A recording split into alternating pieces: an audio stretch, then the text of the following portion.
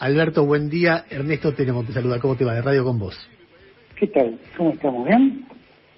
Sí, dada la circunstancia, bastante bien, gracias.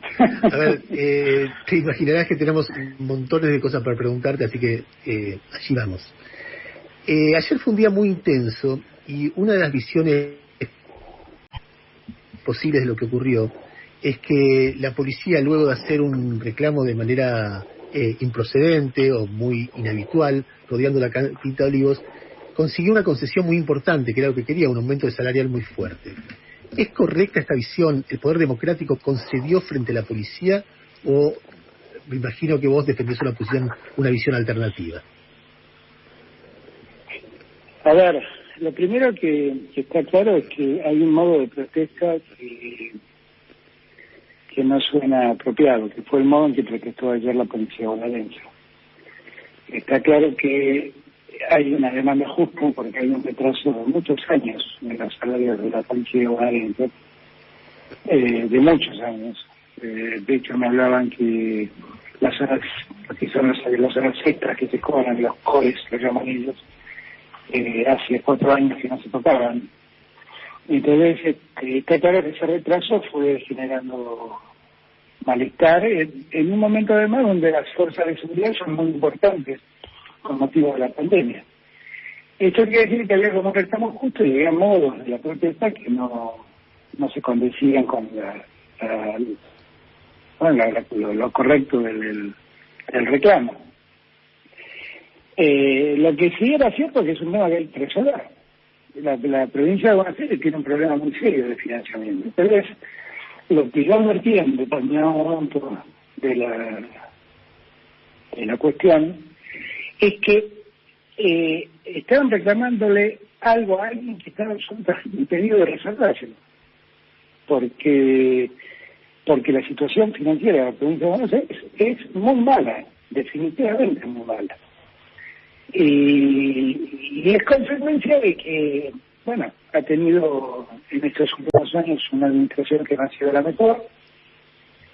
La provincia de Buenos Aires sigue teniendo el problema de siempre, que es la permanente llegada de inmigrantes internos al Gran Buenos Aires, que son inmigrantes internos y inmigrantes externos de países limítrofes. En una situación económica además de mucha precariedad, porque la pandemia como a nosotros, como a todo el mundo, de algún modo ha paralizado la economía, ha frenado mucho la economía. Entonces se frena la economía, se frenan los ingresos fiscales y entonces todo se vuelve un problema. Entonces lo que pasó ayer fue que empezamos a intentar resolver este tema que desde hacía mucho tiempo veníamos planteando. La verdad me asombra cuando plantean como un hecho inesperado el tema de la coparticipación, la llamada coparticipación de la Ciudad de Buenos Aires, porque en verdad es algo que desde el primer día venimos planteando. Yo me acuerdo de los diarios más importantes, o por lo menos los que más se imprimen, que son La Nación y La Clarín, que al comienzo de nuestra gestión hablaban de nuestros planteos al gobierno de Ciudad de Buenos Aires sobre la necesidad de revisar los 2.4 que recibieron en los años de la gestión anterior, porque eran en exceso mucho más de lo que necesitaban para pagar la publicidad federal que había sido transferida. Y la verdad que se ven infinidad de notas sobre este tema. Y era una decisión que nosotros teníamos casi tomada, muy hablada por el sistema de la Ciudad de Buenos Aires, y que postergamos porque llegó la pandemia y bueno, muchas de estas discusiones las postergamos. Pero de repente aparece una situación de demanda en la provincia de Buenos Aires que no tiene solución más que el Estado se haga cargo. Y entonces allí tomamos la decisión que tomamos, pero inesperado. Yo creo que nadie puede verse sorprendido por esto, porque se escribieron en vida de tinta, se escribieron en comienzo de nuestra gestión sobre este punto, sobre este tema puntualmente. Ahora, Alberto, volviendo al planteo de origen, o a la pregunta de origen que yo hice, pues yo entiendo el problema que ustedes perciben y la manera en que lo resuelven. Ahora, esto es disparado por una protesta que se hace, vos mismo lo decís, de manera ilegítima. Y de una protesta que yo digo que tiene un trasfondo razonable por el retraso salarial que tienen las fuerzas de seguridad, muchos otros empleados públicos y de la salud y demás, pero que el modo es inadmisible. Bueno, el modo es inaceptable. Pero si es inadmisible y si es inaceptable, ¿no corresponde, por ejemplo, sancionar a los policías que tomaron esta medida? Bueno, eso es algo que deberá ver el jefe, el gobernador de Buenos Aires. Eso es algo que tendrá que ver. La policía de Buenos Aires no tiene de provincia de Buenos Aires. Es algo que Axel tendrá que ver como lo diga adelante. A mí me parece que, inclusive, dentro de la fuerza había como dos posiciones. Los que estaban reclamando en la matanza, que tampoco lo hacían del mejor modo, quiero recordar, pero los que estaban reclamando en la matanza decían estar en desacuerdo con la demanda que se hacía en Olivos. Que a mí me pareció fue una desmesura, definitivamente una desmesura, porque además se suponía que estaban reclamando a la persona indebida, que estaban reclamando al gobierno nacional fuerzas que pertenecían a una provincia. Ahora, si el tema de la policía bonaerense era tan sensible, ¿por qué no fue incorporado en los anuncios que hubo sobre la reforma policial o sobre el plan de seguridad solamente 4 días antes? Se anunció un cambio se hizo un anuncio con una puesta de escena muy importante, el presidente, el gobernador, los secretarios de seguridad, sobre sobre aportes nuevos de inversión en la policía, y no se contempló el tema salarial. Da la impresión de que... el viernes, primero, este mes el primer planteo que ocurre en Argentina. Empezó en Misiones y en La Rioja, tuvo algún planteo en Santa Fe, que hablé con el gobernador. En Misiones y en La Rioja nosotros hablamos con recursos para que puedan resolver los problemas. Son de otra dimensión los problemas, obviamente. Y el viernes nosotros, cuando anunciamos que este era el comienzo de un plan de seguridad para la provincia de Buenos Aires, que empezaba por el conurbano y que iba a seguir hacia el interior y que iba a tocar otras aristas. Y una de las aristas era el tema policial. Pero yo creo que también eso puede haber inducido a muchos agentes policiales en la de Buenos Aires a apurar el paso, simplemente. Pero estaba dentro de lo previsto que uno de los temas que teníamos que realizar era eso. No hubo un déficit. Nosotros el viernes pasado hicimos un plan para el Gran Buenos Aires, que incluía 24 distritos. Por eso es que ayer invitamos a los 24 distritos que eran parte del plan. Y la idea era que este fortalecimiento fiscal que hacemos con este fondo permita avanzar hacia otros lugares del interior de Buenos Aires. Jorge Macri, por ejemplo, me había planteado su preocupación por La Plata, y yo le había dicho que en segunda instancia La Plata iba a ser encontrada. Por eso fue que lo del viernes se alcanzó solo 24 distritos y había que llegar a programar. ¿No hubo un error de gestión en la manera en que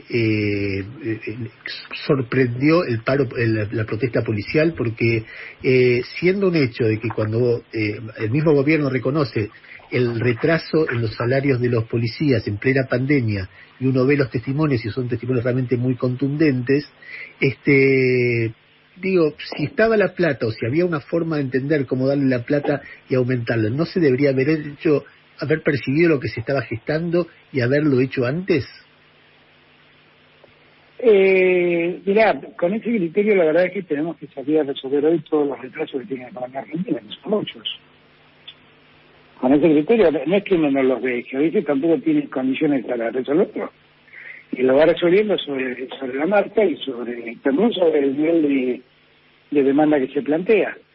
Yo no creo que haya habido ahí un error. Lo que pasa es que, porque además, vuelvo a repetir, que en la segunda etapa estaba previsto el tema salarial de la policía.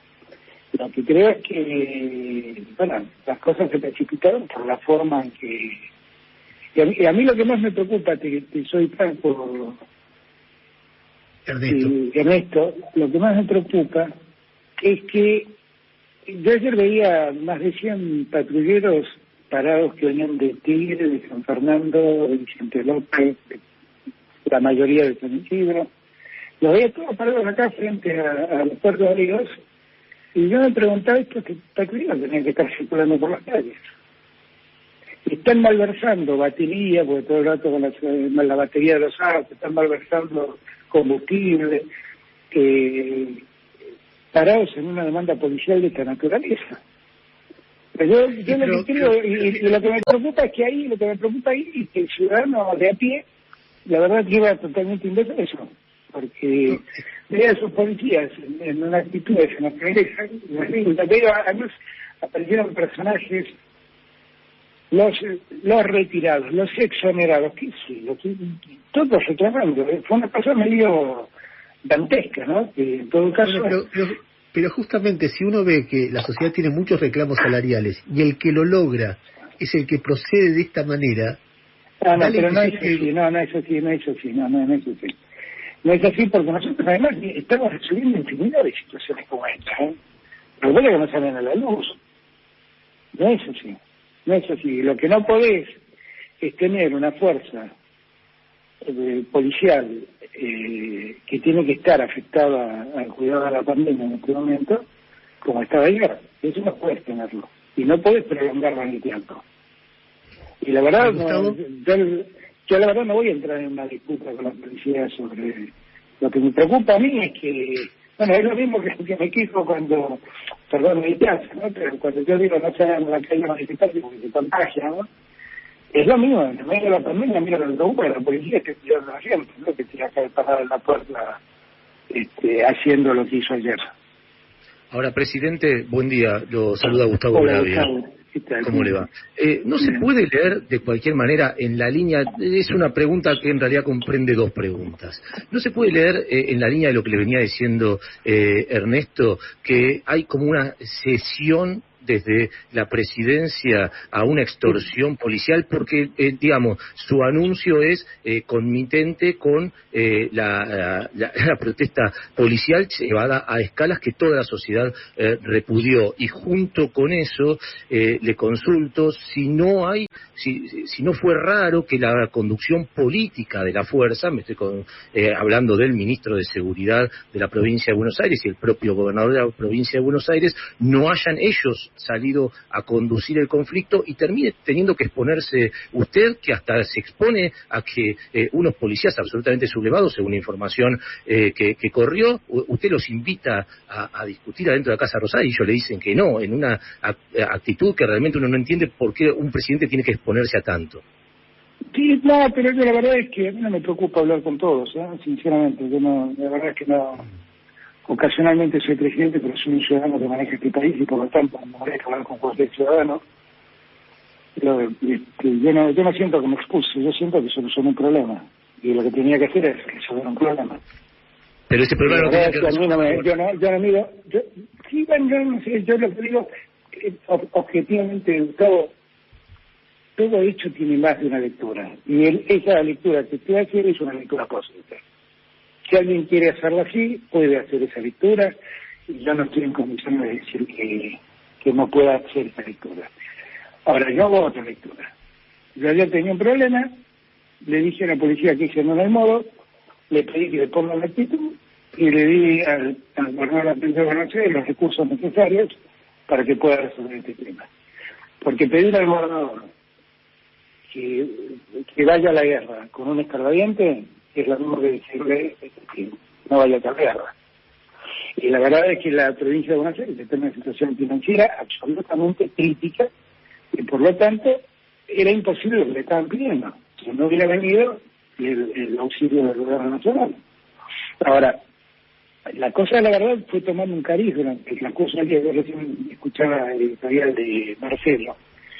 Y evidentemente también advertí lo que pasó ayer, que inicialmente no fue visto el planteo como terminó siendo por la insistencia en Olivos, que generó la reacción de muchos que salieron a apoyar el reclamo policial y cuando se dieron cuenta de cómo estaba siendo hecho el reclamo policial empezaron a tomar distancia. El mismo bloque del radicalismo en diputados tuvo una actitud inicial y una actitud secundaria al advertir lo que estaba pasando. Solo una pregunta al pasar. ¿La editorial de qué Marcelo estabas escuchando? Perdón, no sé, siempre te asocio con Marcelo, perdón. No, pensé que estabas en otra radio. Bueno, espera. No. Ustedes eran un solo indisoluble. Perdón, pido disculpas. No, está bien. No, lo otro que quería preguntarte, hay algo de la forma... Para que no queden dudas, se está hablando de Marcelo Satoviaga, ¿eh? Sí, está claro. Me estoy dando cuenta que tienes un Marcelo competidor hasta ahora. Se está hablando de Marcelo Satoviaga. No, lo que quería preguntar era respecto de cómo queda la relación con la oposición, porque algo que pasó ayer, que fue que uno no puede dejar de verlo, es que más allá de que si el tema se había hablado o no, el gobierno de la ciudad dice que la última vez que se habló fue en marzo, pero de cualquier manera es un tema secundario.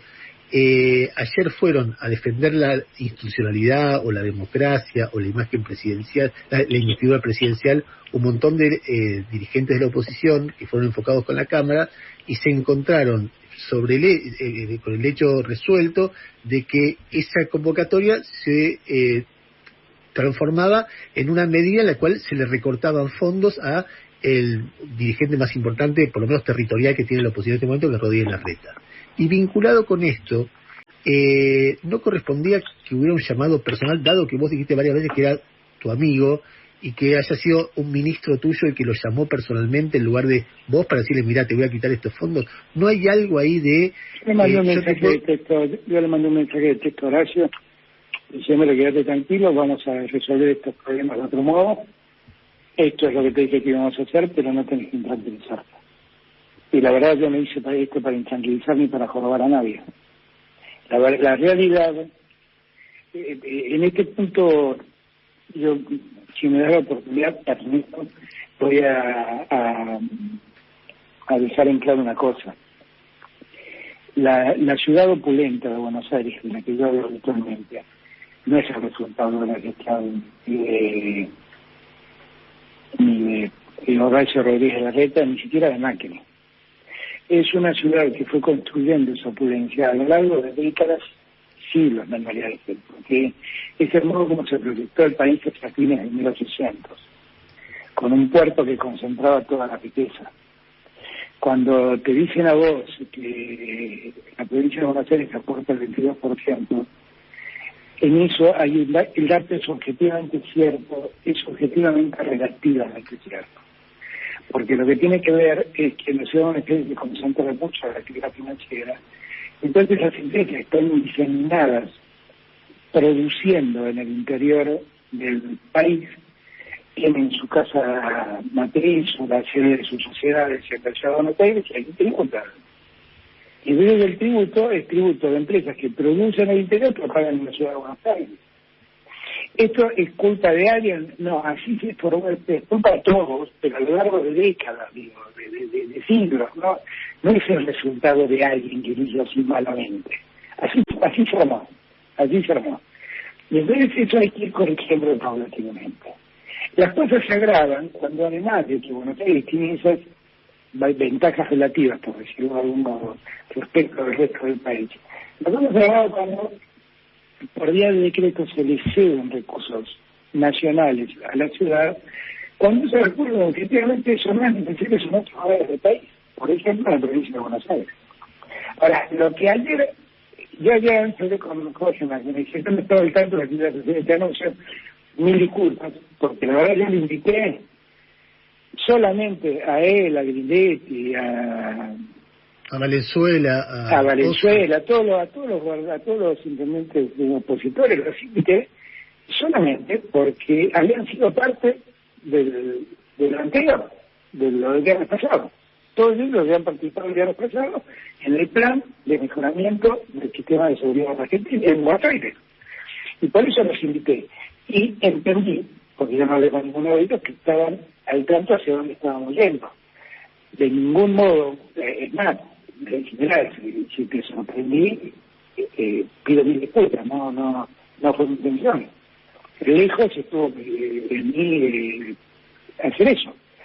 Ahora, yo no juego, yo creo que lo que mejor podemos hacer en el tiempo en el que estamos es trabajar juntos y unidos, y esto, vuelvo a repetir, no es ningún menoscabo para la ciudad de Buenos Aires, porque a la ciudad de Buenos Aires la nación le sigue pagando a la Policía Federal como hasta hoy. No es ningún menoscabo, no es que le dejé de pasar recursos, van a la provincia, la ciudad no tiene cómo pagar su policía, nada que ver. Lo único que hicimos fue recursos que se fueron pasados en exceso y que no son transferidos técnicamente en concepto de coparticipación, porque la ciudad de Buenos Aires y Tierra del Fuego eran territorios nacionales cuando se firmó la ley de coparticipación, por lo tanto no están en la distribución de la coparticipación. Entonces, ¿a qué le llaman coparticipación? A recursos que la nación tiene por la coparticipación y le cede en este caso, la ciudad de Buenos Aires. Ahora, Horacio Rodríguez Larreta no es culpable de lo que ocurrió, pero es un masazo porque tiene en este momento el déficit dado por la situación de la pandemia. La situación financiera de la Ciudad de Buenos Aires tiene un 10% de déficit. Con esto se iría, según cómo evolucione la situación, a un 15 o un 17% de déficit. O sea, son 2 meses y medio de pago de salarios lo que se le recorta. Por más que uno pueda tener antecedentes, la justicia, etcétera, el efecto concreto sobre la administración porteña es un efecto muy fuerte. Déjame que te dé un dato solo para... A ver. No quiero tampoco entrar en debates con Horacio, ni mucho menos. Ayer el intendente del Almirante Brown me decía que su presupuesto era equivalente al renglón que el presupuesto de la ciudad de Buenos Aires destinaba al arreglo de las veredas. ¿Entendemos lo que estamos hablando? Yo ayer no quise mostrar cuál es el presupuesto de la Matense, cuál es el presupuesto de la ciudad, teniendo en cuenta que los dos tienen la misma cantidad de habitantes y más o menos el mismo de tamaño territorialmente hablando. Pero si uno lo muestra, es muy categórica la diferencia. La ciudad tiene muchísimos lugares donde puede corregir gastos que pueden esperar, no quiere decir gastos superfluos, gastos que pueden esperar, y puede llevar este tema sin ningún problema seriamente. Pero perdón, presidente, ¿y el reclamo de la ciudad de que aporta mucho más de lo que recibe, le parece lógico, le parece ilógico? Es lo que explicaba recién, Gustavo, aporta mucho más porque las sedes societarias de todas las industrias que producen en el interior del país están en Buenos Aires. Entonces tributan acá solo porque socialmente se han constituido acá. Las fábricas están en el interior y tributan en la ciudad de Buenos Aires todos los impuestos porque su desarrollo societario y financiero está en la ciudad de Buenos Aires.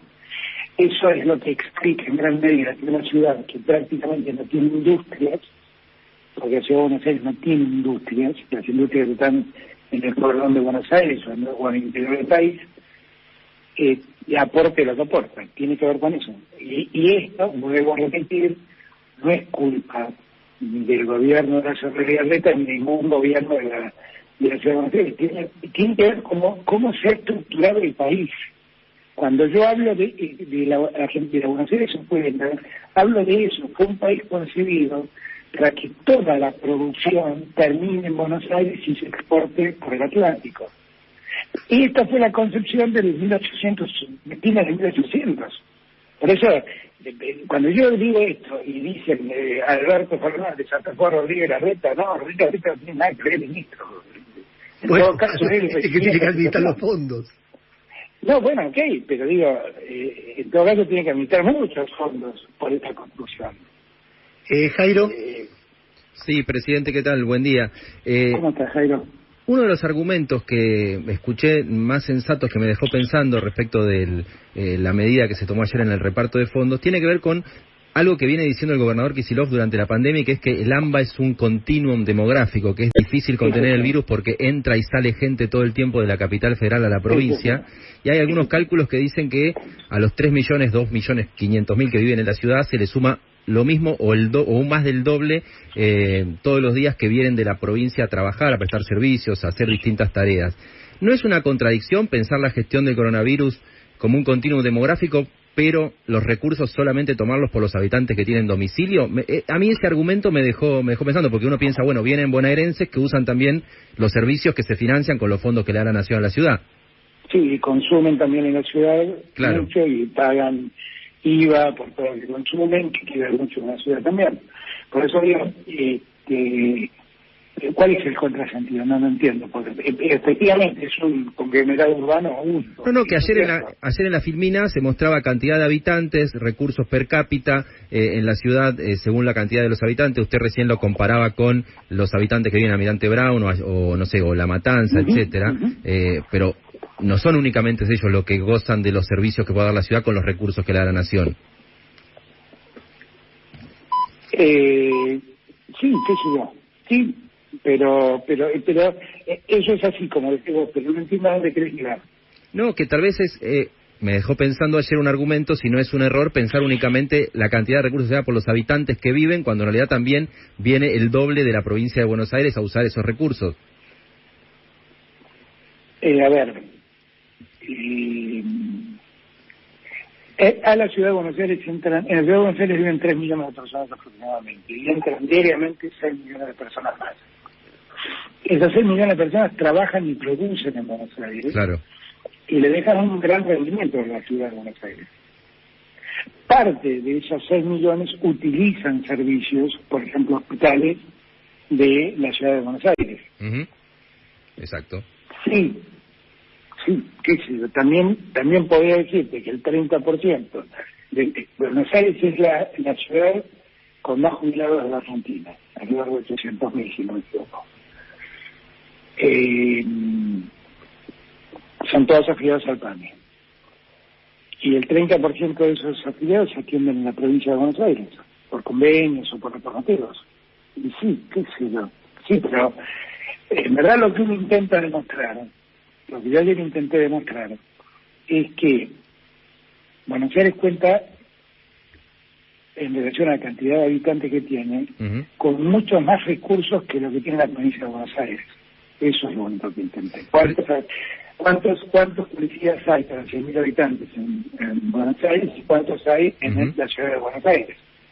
Y uno ahí ve una enorme distorsión, porque deberían ser parejos el número. Debería ser parejo. Presidente, el Fondo de Fortalecimiento Financiero que se anunció ayer, ¿tiene una asignación específica para la seguridad, para el sueldo de los policías, o se supone que el enfermero que hoy va a parar 10 minutos para protestar en la provincia de Buenos Aires, o los docentes eventualmente, pueden esperar que de ahí se financie también un aumento para ellos? No tienen un fin específico para la seguridad, pero puede ayudar a resolver el tema de la seguridad. Pero o sea que, me imagino que es obviamente potestad del gobernador, pero dado que va a venir un reclamo del personal de salud, que uno piensa, bueno, no tiene armas, no puede manifestarse con la misma fuerza que la policía, ¿puede esperar que haya un incremento de salario? Y si el gobernador lo dispone, puede ser. El fondo no está destinado exclusivamente a la seguridad. Ahora, presidente, Lo que sí es darle a la provincia recursos para que pueda avanzar en su plan de mejoramiento de la seguridad. Presidente, teniendo en cuenta que la manta es corta en la Argentina siempre, lamentablemente, muchos se plantean si el proyecto de reforma judicial que va a insumir muchos miles de pesos y con los cambios que introdujo el Senado mucho más, no se podría postergar para una situación que Argentina pase la pandemia y empiece una recuperación y volcar esos recursos, que son recursos realmente importantes, a la situación actual del país. Gustavo, no es exactamente lo que dice la ley. Por eso está buenísima la pregunta para poder explicarlo. El proyecto lo que hace es disponer la creación de una serie de juzgados y cámaras de apelaciones en el interior del país. Son muchas, efectivamente son muchas. Pero no tiene un tiempo perentorio de creación. Y además necesita contar con presupuesto en cada caso para poder hacerlo. Con lo cual nadie está destinando hoy un centavo a esos jueces, porque esos jueces no existen. Cuando se creen no van a poder existir hasta que tengan un presupuesto, y será objeto de debate en cada presupuesto de los años sucesivos. O sea, puede ser que el año que viene dispongamos el Congreso disponga, en la ley de presupuesto, destinar, o sea, decir, bueno, vamos a crear de estos que se han creado, estos juzgados que se han creado, vamos a crear estos 15. Y se crearán 15, se le dará presupuesto a 15, que es lo que se puede dar. No está diciendo la ley que el año que viene tienen que estar creados esos juzgados. Están autorizando a crearlos, pero la creación viene con el presupuesto, que hoy no está. Entonces, la ley no cuesta lo que dicen que cuesta. La ley no cuesta lo que dicen que cuesta. Y el cálculo que nosotros hacemos de cuál sería el costo de esos 23 juzgados federales que hay en la Ciudad de Buenos Aires nuevos, es de aproximadamente 1.900 millones de pesos. Eso es los nuevos de la Ciudad de Buenos Aires, no incluye... Claro, los nuevos juzgados federales, exactamente, los nuevos juzgados federales penales de la Ciudad de Buenos Aires, que también demandan un tiempo de creación y de puesta en marcha. Por eso digo, no es que sale la ley y mañana sacamos 2.000 millones de pesos y lo ponemos sobre el juzgado que no existe. No es así. No funciona así el sistema. Alberto, a ver, primero una precisión informativa. Sí. Estaba viendo la nota que cabeza en este momento en Infobae, que dice que el decreto establece la reducción a los envíos del Gobierno Nacional a la ciudad que vos anunciaste ayer, pero habilita en un segundo artículo a que esa reducción sea mayor, es decir, que vuelva a los niveles previos al momento que se firmó el convenio entre Macri y el gobierno de la ciudad, por el cual... Creo que lo están diciendo mal, pero el tema es así, para que nos entendamos.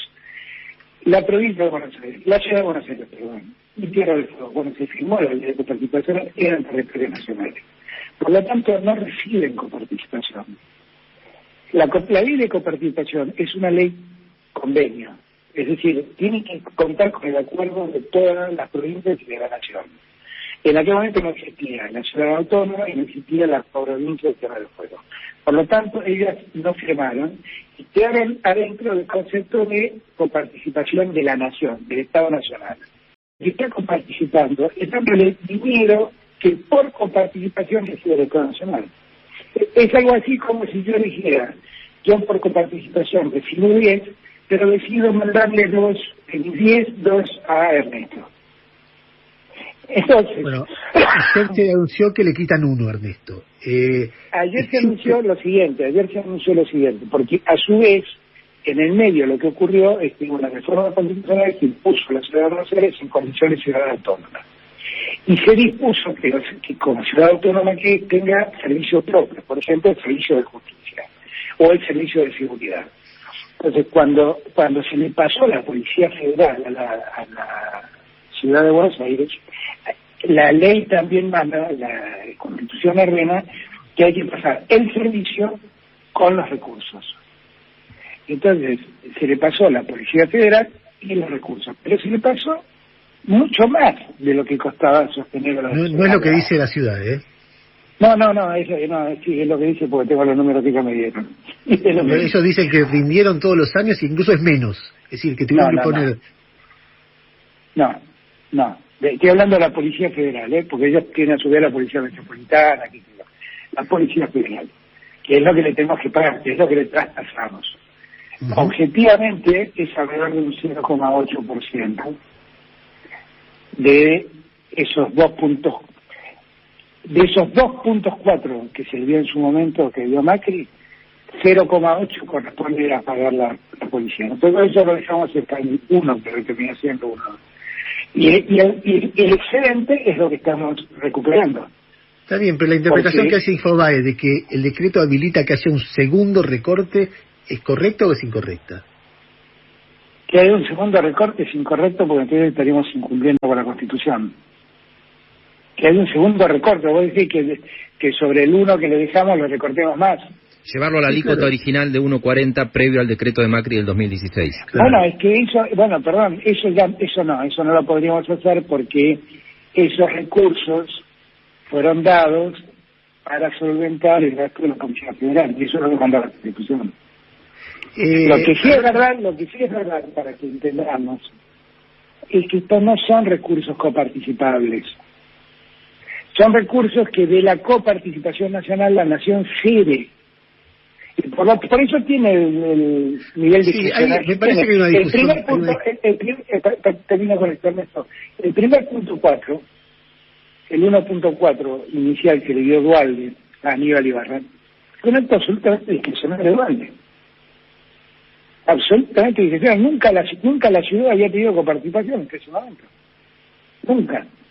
Porque no está en la ley de coparticipación. A ver, hagamos una pregunta cada uno para ir cerrando. Jairo, dale vos.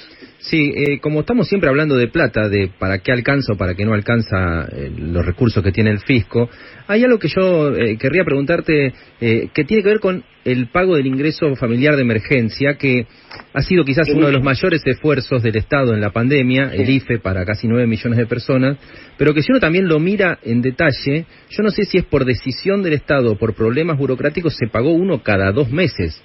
La pregunta es, los que cobran el IFE, que no tienen ni patrulleros, ni armas, ni han hecho movilizaciones, que son un grupo atomizado de gente que se quedó sin actividad, ¿no pueden sentirse en algún punto medio en desventaja porque de golpe hay recursos para aumentarle como merece a la policía el sueldo, pero ellos han cobrado, números redondos, 5.000 pesos por mes por demora o decisión política en el pago del IFE? ¿Por qué 5.000 pesos? Sí, porque cobraron por demora. Sí, porque hasta ahora van 3 IFE, se llama IFE 3 y van casi... El problema del IFE, ¿sabes cuál es, Jairo? Que en verdad a los destinatarios del IFE les tenés que andar buscando con lupa, porque son seres no registrados por la economía. Pero no, entonces no es una decisión política. Complejo, por eso, la decisión política de moral. No es una decisión política de pagar uno cada 2 meses por una cuestión fiscal, sino un problema burocrático. No, es puro problema burocrático. Pero si están comunicados, una vez que cobraron un sueldo... No, porque si vos revisás... pero escúchame, el que cobró, eso está claro. Pero si vos revisás... Pero cobraba una vez cada 2, no es cada uno. Pero escúchame, Ernesto, cada IFE que hubo cobró más gente, porque fueron apareciendo más personas. Y eso claramente complicó burocráticamente el tema. Eso es un error burocrático nuestro, eso es cierto. ¿Y si se paga un retroactivo?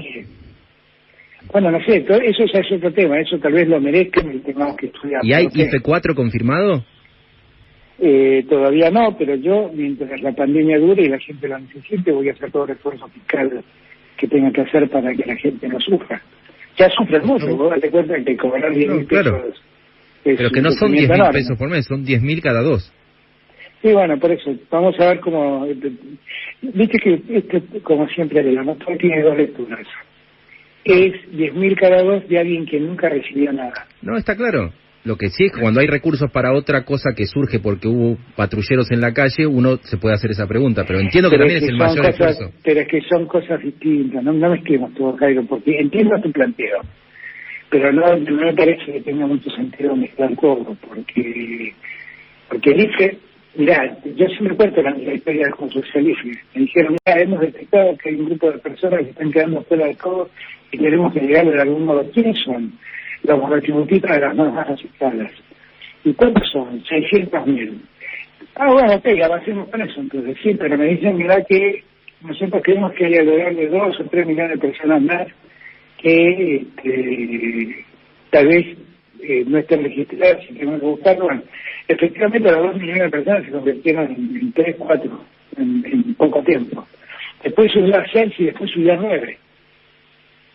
Por eso te digo, el IFE es un hecho nuevo en la economía argentina, que fue ir a buscar dónde estaban los que la Argentina no registraba. Esa es la parte que a mí, yo siempre digo, la enseñanza que me dejó la pandemia, la enseñanza más dolorosa fue esa. Fue darme cuenta que había 9 millones de argentinas que la Argentina no registraba. 9 millones de argentinos es un 20%, 25% de los argentinos. Más o menos, si decimos que viven 40, un poco menos del 25%, el 22, 23%. Es un montón.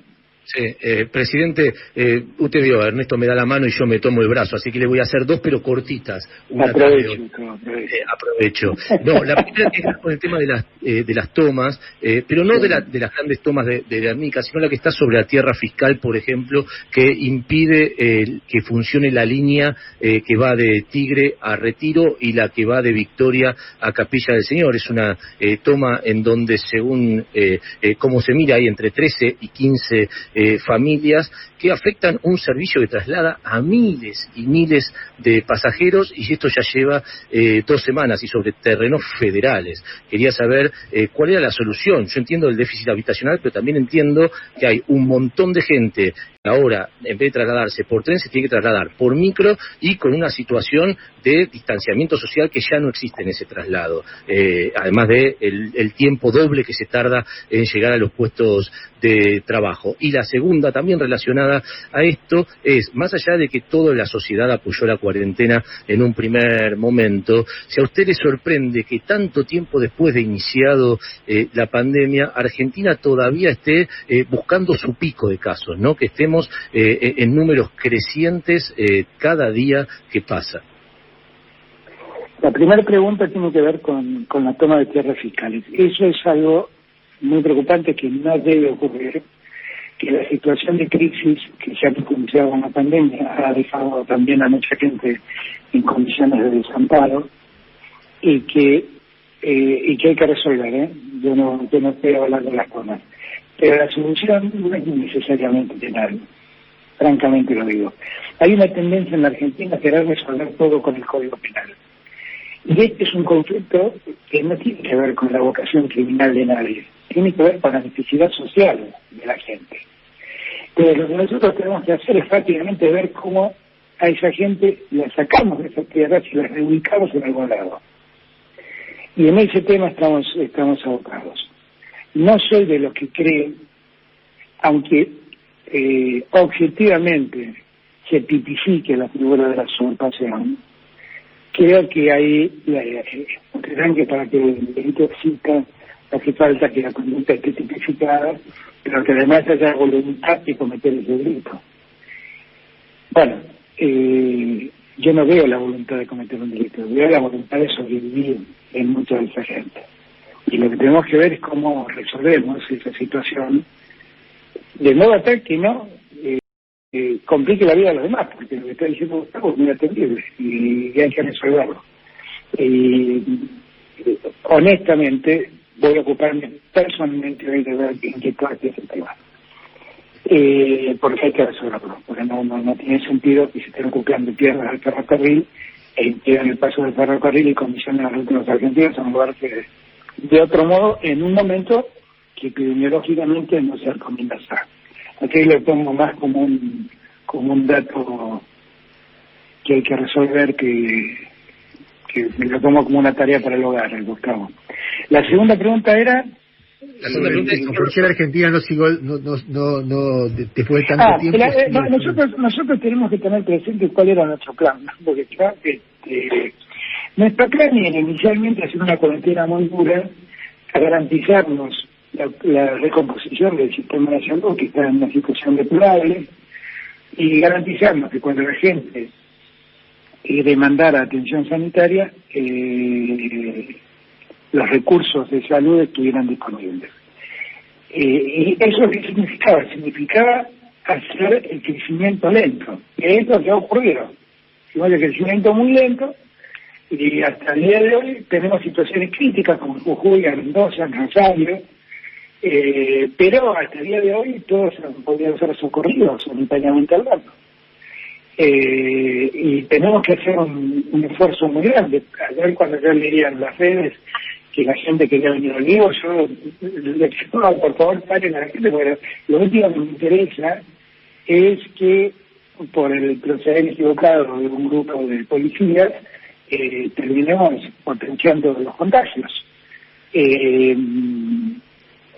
Nosotros tenemos que ser muy conscientes de que estamos lejos de haber resuelto el problema. Y que además el problema está lejos de haber sido resuelto en el mundo. En el mundo, permanentemente vemos brotes en Francia, en España, que son inesperados. que obligan a volver a tomar medidas como Madrid, días atrás, o Madrid o Barcelona, no sé cuál de los dos, había cerrado de vuelta todos los restaurantes, todos los bares, y había vuelto atrás con esas aperturas. Vimos el fin de semana lo que pasó con la apertura de los bares en la ciudad de Buenos Aires, y yo la verdad tuve una preocupación enorme, porque yo siento que debe funcionar como con una lógica que tal vez Ernesto lo pueda explicar mejor que yo, porque tiene que ver con lo psicoanalítico. Pero me da la impresión como que si yo veo los bares abiertos, y veo las plazas abiertas, y veo gente en la calle, entiendo que el peligro ha disminuido. Y entonces me tranquilizo, me relajo, y no me doy cuenta que nada de eso ha pasado, que el peligro no pasó, y que no debo relajarme, y que debo mantener cuidado y debo mantener distancia. Yo el otro día le decía a Horacio Rodríguez Larreta, explicándonos cómo es el método de tener mesas en las calles, y me decís que cumplís el protocolo de 2 metros de distancia, tendría que tener una mesa de 4, tendría que medir 2 por 2. ¿En qué medida le pones eso? Entonces, yo digo estas cosas para que nos demos cuenta de los riesgos que corremos. En todos los lugares donde las aperturas fueron mayores, los problemas se agudizaron. La ciudad de Buenos Aires tiene hace un tiempo un ritmo de casos que oscilan entre 2.000 y 1.300 casos. En los últimos días subió, después bajó un poquito, ahora vamos a ver qué pasa. Pero lo que tiene la ciudad de Buenos Aires es una cantidad de camas muy importante, porque tiene gran parte de sus habitantes con atención de medicina privada o con atención de obras sociales. Entonces el sistema sanitario público le afecta mucho menos. Alberto, quiero cerrar con dos, una puntual y otra un poquito más general para cerrar la nota. La primera, Sergio Berni, ¿ha sido un buen funcionario? Si ha sido un buen funcionario, ¿por qué no participó de todo el proceso de resolución de este conflicto? Hasta donde tengo entendido, Sergio Berni estuvo todo el tiempo en contacto con la policía tratando de ordenar que el reclamo no se desmadre más. Y Sergio Berni no depende de mí, eso tengámoslo claro. Ahora, uno puede tener muchas diferencias con Sergio Berni, pero atribuirle responsabilidades me parece injusto, porque esto es el resultado de políticas de muchos años que hicieron de la policía bonaerense lo que es la policía bonaerense. Yo creo que la policía bonaerense, esta es una opinión personal, debería tender a profesionalizarse, como es la policía federal, tendría que tener otros niveles de exigencia, y deberían estar un poco mejor pagos, porque en estos 4 años han sufrido un deterioro enorme en sus ingresos. Todo eso lo creo. Pero me parece que cargarle este tema a Berni es medio injusto, porque uno puede estar más de acuerdo o menos de acuerdo con sus opiniones y sus pareceres, pero este tema es un tema que debe ser a Berni, sinceramente. A ver, y finalmente, una de las cosas que uno recogía de la oposición ayer era, vos te sentás con Alberto Fernández y puede ser amable, puede decirte amigo, puede hablar de diálogo, puede ser un cálido en su forma de proceder, pero no sabes con qué te va a salir en cada momento. Y que lo de ayer fue para muchos un baldón, incluso había gente que me decía, el sector más moderado de la oposición dice, ¿con qué cara yo voy a plantearle a los sectores más duros que se puede dialogar si de repente me encuentro con un mensaje de texto un minuto antes de que me recorta, en un momento de déficit de la ciudad, me recorta lo que me recorta? Entonces, la sensación de ruptura de códigos era muy fuerte ayer en respecto a la oposición, pero no solamente respecto de un hecho puntual, sino de una caracterización sobre el carácter presidencial. Es decir, estaría gente que percibe que está frente a un presidente que tiene un modo y unas promesas que después no cumple. Es justo. Yo quiero, lo primero vamos a empezar por final. ¿Qué promesa incumplí? Bueno, en este caso, al llamar al dirigente de la oposición por un tema institucional y que ellos se yo no lo voy a repetir, yo no los convoqué, fueron convocados desde los municipios y la gobernación. Yo la verdad es que el día de noche cuando Jorge Macri me dijo no estaba enterado de nada de lo que te iba a anunciar, me disculpé. Francamente, lo digo, pueden preguntarle a Jorge Macri, me disculpé, pensé que estaba tratando. Y la verdad fueron todos invitados porque ellos son parte del plan de seguridad que habíamos presentado el viernes anterior.